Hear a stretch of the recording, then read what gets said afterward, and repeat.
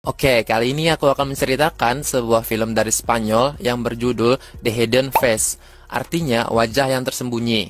The Hidden Face atau dalam bahasa Spanyol, La Cara Oculta, merupakan film trailer Kolombia yang rilis pada tahun 2011. Film ini bercerita tentang seorang pria yang berprofesi sebagai konduktor orkestra bernama Adrian.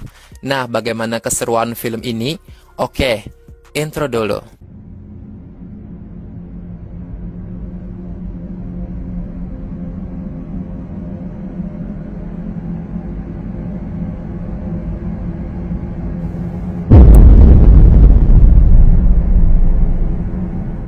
Awal film ini, kita langsung diperlihatkan dengan sebuah video wanita. Dan pria yang sedang menonton video itu adalah Adrian. Adrian melihat video dengan wajah yang tak santuy. Dan film ini pun akhirnya dimulai. Di sini Adrian untuk menghilangkan stresnya, ia mampir ke sebuah kedai untuk minum.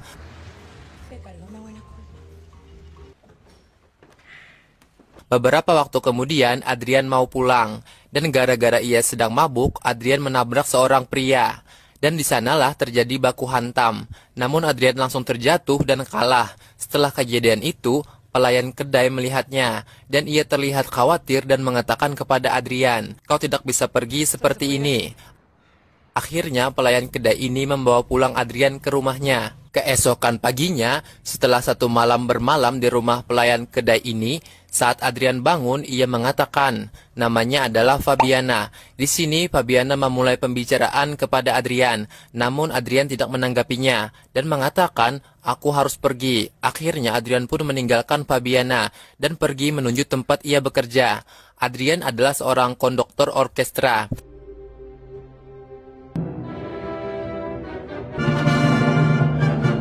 Tak lama setelah itu, Adrian kembali ke kedai Fabiana dan meminta maaf atas perilakunya dan mengajak Fabiana ke tempat ia bekerja. Di saat lagi tatap-tatapan, Adrian mencoba kisu dengan Fabiana. Namun Fabiana mengatakan, "Aku pikir kau sudah menikah atau punya pacar." Sambil tertawa, Adrian menjawabnya, "Aku tidak punya." Kisu pun akhirnya terjadi dan mereka berlanjut ke tempat Adrian. Pagi harinya, di saat mau gosok gigi, Fabiana mendengar suara aneh dari wastafel keran air pembasuhan piring. Dan tak lama kemudian, Adrian mengajaknya untuk makan pagi di halaman. Setelah mereka selesai makan, tiba-tiba ada yang mengetuk pintu. Buenos días, maestro. No sé nada. Dan itu ternyata adalah dua orang polisi. Mereka mengabarkan bahwa tidak ada kabar tentang Nona Belen. Mereka pun masuk dan mengatakan lagi, "Pacarmu belum meninggalkan negara." Polisi ini pun meminta izin untuk memeriksa rumah Adrian. Di sini Fabiana bertanya kepada Adrian tentang apa yang sebenarnya terjadi. Adrian menjawabnya, "Ini tentang pacarku dulu, yang meninggalkanku dengan pria yang lain," ujar Adrian. Setelah lama kemudian, Fabiana mandi, dan di sini ia merasa ada yang mengawasinya. Ia melihat air bak mandinya tiba-tiba bergelombang, dan Fabiana pun keluar dari bak mandi itu karena ia merasa takut, dan ketakutannya semakin bertambah saat petir menyambar dan mengakibatkan mati lampu. Saat ia terengah-engah ketakutan, Adrian pun datang dan membuatnya tenang. Mereka ke kamar dan melakukan kisu, namun ada hal aneh lagi.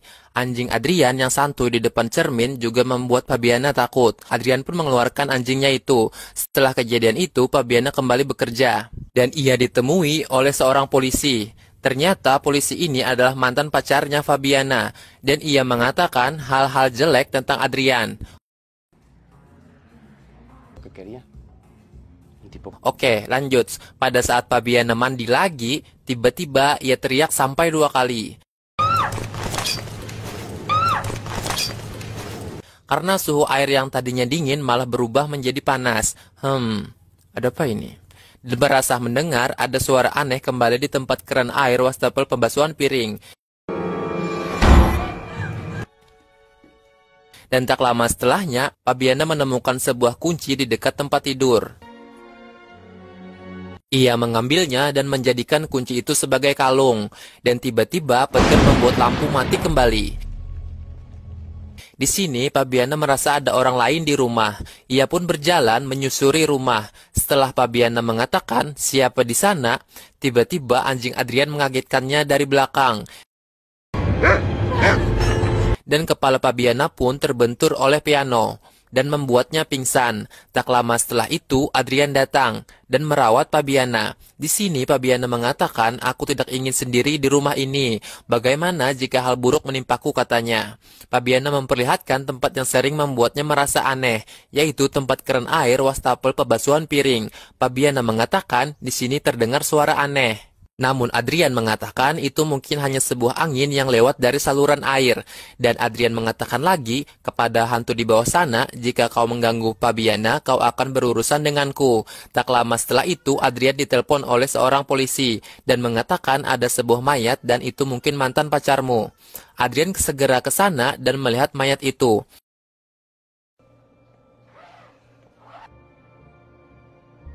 Namun Adrian mengatakan itu bukan dia. Adrian setelahnya kembali pulang. Sesampai di rumah, Adrian melihat Fabiana seperti berbicara dengan seseorang. Adrian pun berkata, dengan siapa kau bicara? Di sini Fabiana mengatakan, bukan siapa-siapa. Aku hanya sedang mencari buku, jawab Fabiana. Cerita pun di sini mundur, kembali ke Adrian dan pacar pertamanya. Pacarnya ini bernama Belen. Mereka awalnya hidup di Spanyol. Tiba-tiba Adrian diundang untuk menjadi konduktor orkestra di Bogota. Belen pun di sini rela meninggalkan pekerjaannya demi sang pacar Adrian dan memutuskan untuk hidup bersama Adrian di Bogota. Sí. ¿Y cuánto tiempo? Un año.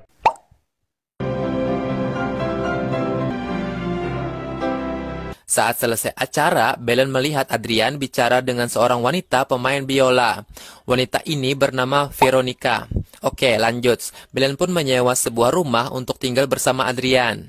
Nenek yang punya rumah ini mengatakan, rumah ini dibangun oleh arsitektur dari Italia yang sangat hebat, dan anjing di rumah ini bernama Hans. Nenek ini terus mengatakan tentang lika-liku rumah yang Belen sewa itu. Su marido también es alemán. Oke, lanjut. Di saat Belen mau menjemput Adrian di tempat kerjanya, betapa terkejutnya Belen, ia mendapati Adrian tengah berduaan dengan Veronica di dalam sebuah ruangan. Ada apa ini? Sontak saja Belen mengatakan, apa aku mengganggu, dengan wajah cemburu. Kemudian Belen pergi dan menunggu Adrian di mobil. Maestro. Yo no estoy diciendo nada. Oke, lanjut. Sesampai mereka di rumah dan setelah Belen selesai mandi, ia kepikiran untuk mengecek HP Adrian. Dan betapa sakit hatinya Belen, ternyata Adrian dan Veronica ini saling SMS-an. Tak lama setelahnya, Adrian menanyakan sesuatu tentang pekerjaan Belen. Di sini Belen berusaha tegar dan tenang, padahal dalam hatinya tersobek-sobek. Setelah sudah tak tahan bersikap normal, Belen pun menanyakan tentang pemain biola yang bernama Veronica ini. Adrian menjawabnya, aku tidak melakukan apa-apa dengannya. Lalu kenapa kalian SMS-an, kata Belen. Adrian menjawab lagi, aku sedikit menggombalinya, itu saja. Setelah kejadian itu, Belen bertemu dengan nenek yang punya rumah. Mereka berbincang santai, dan Belen mengatakan tentang hubungannya bersama Adrian beberapa hari ini tidak harmonis. Nenek ini pun mengatakan lagi, apakah kau ingin memberi sedikit pelajaran matematika ke Adrian? Dan di sini nenek mengatakan, bin conmigo. Ikutlah denganku. Sang nenek memperlihatkan sebuah ruangan rahasia. Ruangan ini dulunya punya suaminya. Katanya di sini orang bisa mati dengan tenang.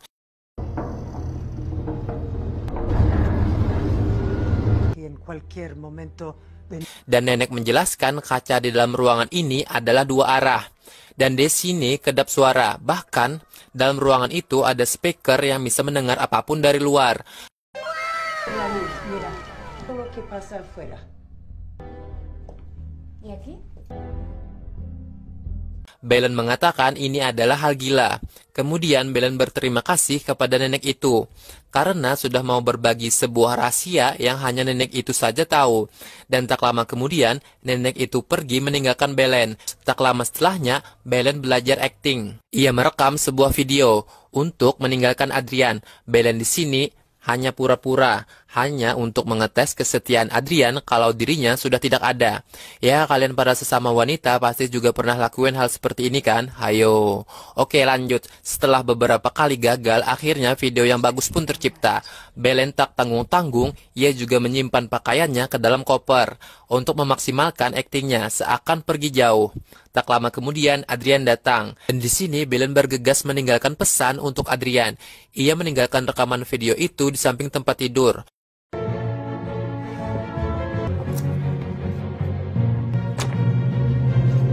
Dan kemudian, dengan buru-buru, Belen masuk ke ruangan rahasia itu dan melihat bagaimana reaksi Adrian dari dalam sana.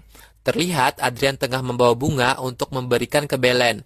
Namun Adrian bingung karena ia tidak melihat Belen sama sekali. Tiba-tiba Adrian melihat kamera yang ada di samping tempat tidur. Kamera itu bertuliskan untuk dirinya. Di sini Adrian pun membukanya. Ia melihat Belen dengan wajah serius mengatakan perpisahan di dalam video itu. Adrian pun di sini menjadi galau akibat perbuatan Belen itu. Belen melihat Adrian di balik cermin sambil tersenyum, karena ia berhasil membuat Adrian menjadi galau. Setelah lelah bekerja dan pacar menghilang dan meninggalkan video seperti itu, sontak saja Adrian pun di sini menjadi marah.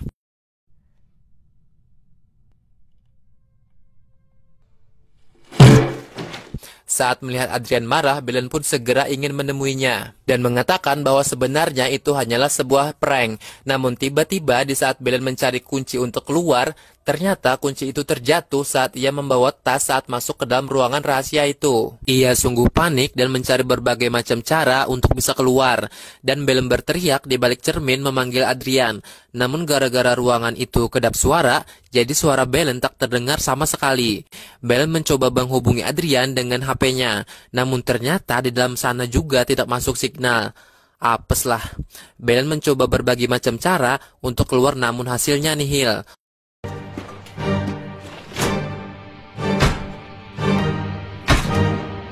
Oke, lanjut. Adrian di sini mendatangi polisi untuk membantunya mencari Belen. Namun setelahnya polisi mengatakan kami tidak menemui jejak penculikan atau keterpaksaan untuk menghilang dan kami pergi ke pihak imigrasi dan Belen juga tidak pergi ke luar negeri.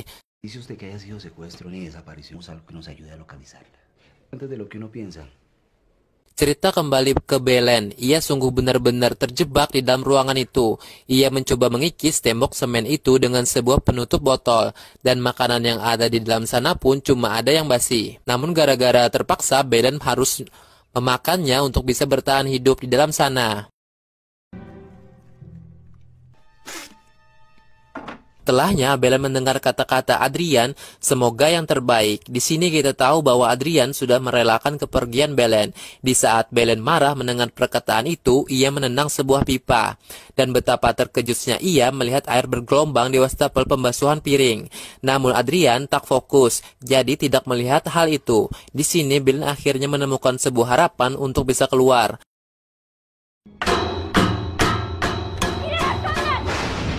Namun beberapa hari kemudian Adrian pulang dengan membawa seorang wanita dan itu adalah Fabiana. Di sini Adrian dan Fabiana melakukan hal mantap-mantap di depan cermin.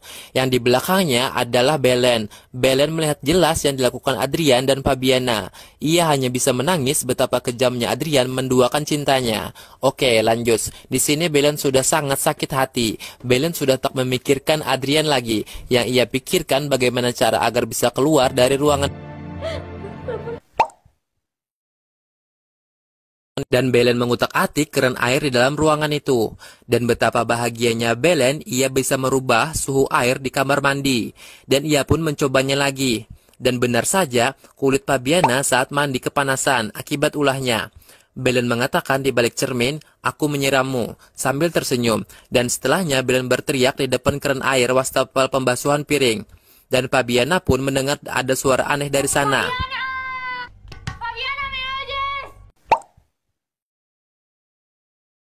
Dan tak lama kemudian Fabiana menemukan sebuah kunci di dekat tempat tidur. Dan Fabiana di sini memakai kalung kunci itu. Oke, lanjut. Di saat Fabiana melemparkan sisa makanan buah ke pinggir danau, ia melihat airnya menjadi bergelombang. Dan disinilah akhirnya Fabiana sadar bahwa ada yang tidak beres di tempat cuci muka wastafel pembasuhan piring. Fabiana pun ke sana dan mengisi airnya dan mengatakan mulai. Dan benar saja air yang tadinya tenang menjadi bergelombang. Empieza. Para. Dan kemudian Fabiana mengatakan stop, dan gelombang di air itu pun berhenti. Fabiana pun menjadi takut, ia menduga ada hantu di rumah itu. Dan Fabiana memberanikan diri lagi untuk berbicara. Dan tak lama kemudian Fabiana menebak dan mengatakan apakah itu Belen, dan tentu saja air bergelombang lagi.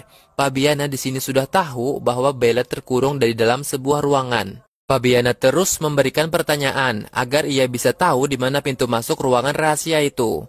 Dan akhirnya Fabiana tahu ada sebuah ruangan rahasia di balik rak buku. Dan di sana ia menemukan ada lubang kunci yang tersembunyi. Sontak saja Fabiana tahu bahwa kuncinya adalah yang ia pakai sebagai kalung. Dan di saat Fabiana mau memasukkan kunci untuk membuka ruangan itu,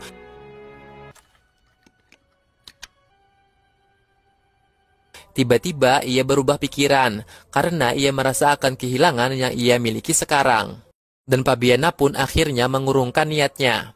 Dan Fabiana mengatakan di depan cermin, "Lo siento," yang artinya maafkan aku. Lo siento. Oke, lanjut. Tak lama setelah itu Adrian datang dan menanyakan apa yang terjadi. Fabiana menjawabnya, "Aku hanya sedang mencari buku." Belen pun hanya bisa menangis dan berteriak di dalam ruangan itu, dan tak ada yang mendengar. Setelah beberapa waktu berlalu, Fabiana mencoba mengajak bicara Belen kembali. Namun di sini Belen tidak menjawab sama sekali. Tentu saja Fabiana pun bingung di sini. Ia menyangka sesuatu terjadi dengan Belen.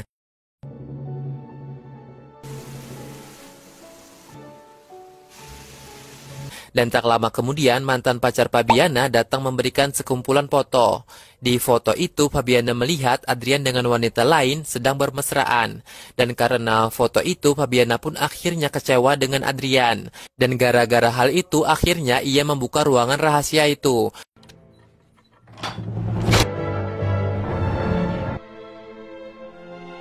Dan menemukan Belen yang tengah rebahan. Dan di saat Fabiana mendekat, Belen menghantamkan sebuah botol kaca ke kepala Fabiana. Dan di sini Belen pun mengambil kuncinya juga dan bergegas keluar dari sana. Dan Belen pun menutup ruangan itu. Tak lama setelahnya Adrian datang dan menemukan sebuah kunci di atas tempat tidur. Juga melihat ada sebuah foto dirinya dengan Belen yang merekat di cermin. Dan tak lama setelah itu, Fabiana bangun dari pingsannya. Dan film ini pun berakhir.